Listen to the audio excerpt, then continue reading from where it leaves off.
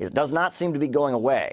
As the date of Joe Biden's address to a joint session of Congress is left yet to be announced, at this point, the U.S. Capitol is looking like a state of war bastion. And with the narrative of domestic terrorism gaining momentum, Biden's mission of healing the wounds of deepening divisions seems to fail. Well, let's cross live now to Dave Perkins, political analyst and radio host. Dave, always good to have you on.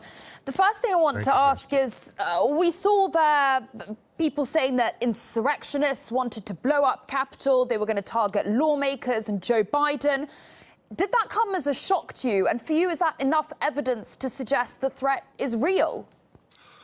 Frankly, no. I'm fully aware of what happened on January 6th. I have many friends who were there and watching. Yes, a window was broken with a chair or some such, but the vast majority of people who were allowed into the Capitol were waved in by the police who opened the door for them. They walked in an orderly manner between rope lines.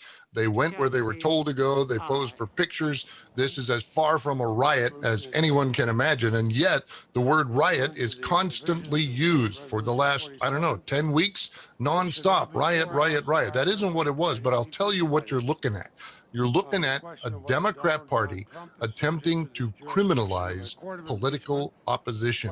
They are saying that people who claim they are patriots, people who wave the U.S. flag and shout USA, USA, people who say words like, we hold these truths to be self-evident, that all men are created equal, those people are dangerous domestic extremists and a risk for violence. And I cannot imagine anything more ridiculous. But as we know, as we study world history over and over and over again, say the same thing, and eventually everyone begins to repeat it.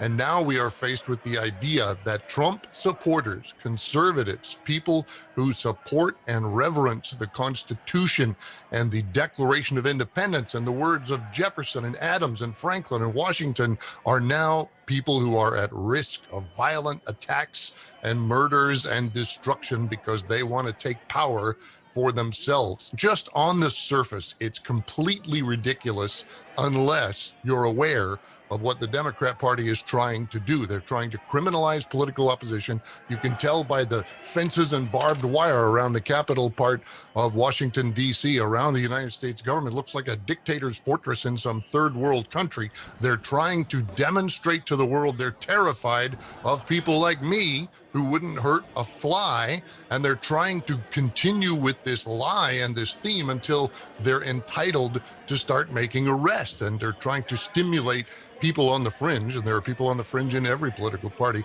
to do something about it so they can then point to all of us and say, we're all guilty of what these two guys in the pickup truck did. We all need to be dealt with. This is a short trip to tyranny. I am a student of world history. I understand how this works. They're following a manual that is well known in the 20th century. Do you think that America would be in this situation if Trump hadn't been president? I believe Trump accelerated it. I think the Democrats and the left internationally, as well as here in America, would have always wanted to arrive at a position of something like total power.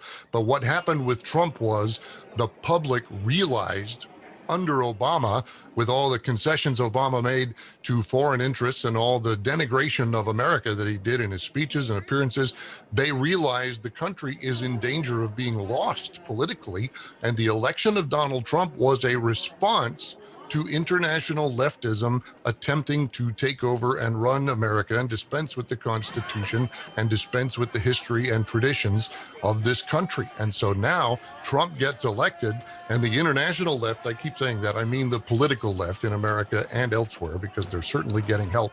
The political left suddenly realizes the patriotic wing of America is not dead, that they're fighting back. They're voting for somebody else. They're threatening the arrangements of the would-be tyrants. And so this is just the latest manifestation of how the Democrats intend to make sure no Donald Trump-like person ever gets elected again. And they're trying to intimidate 75, 80 million people from voting for another one like that by calling them terrorists and threatening them with treatment at the hands of law enforcement. It really is a fast, large step towards tyranny, and I think most people don't even realize it. And really quickly, I want to ask you, we're hearing these comparisons between the Capitol riot and 9/11. Do you think that these are justified? No, the Islamist terrorists attacked us many times, not just on 9/11, nail bombs, mass shootings, all kinds of Islamic terrorist attacks. Nobody on the Democrat side ever said, we have to look out for these people. They're dangerous. We better round them up. We better do something. We better pass a bill and spend some money trying to catch these people. Instead, they made apologies for them and told us it had nothing to do with their religion. Now they've got Christian Americans looking at the flag and the Constitution, and they're treating them as if they were Islamist terrorists in America 10 years ago. And it's completely backwards. They should have gone after those people, and they should understand that modern day patriotism is not terrorism, and it isn't a danger to the country. Well, thank you so much. That was Dave Perkins, political analyst and radio host. As always, thanks for your insight. Thank you, Saskia. That's all from us. That's how things are shaping up, and we hope to see you soon.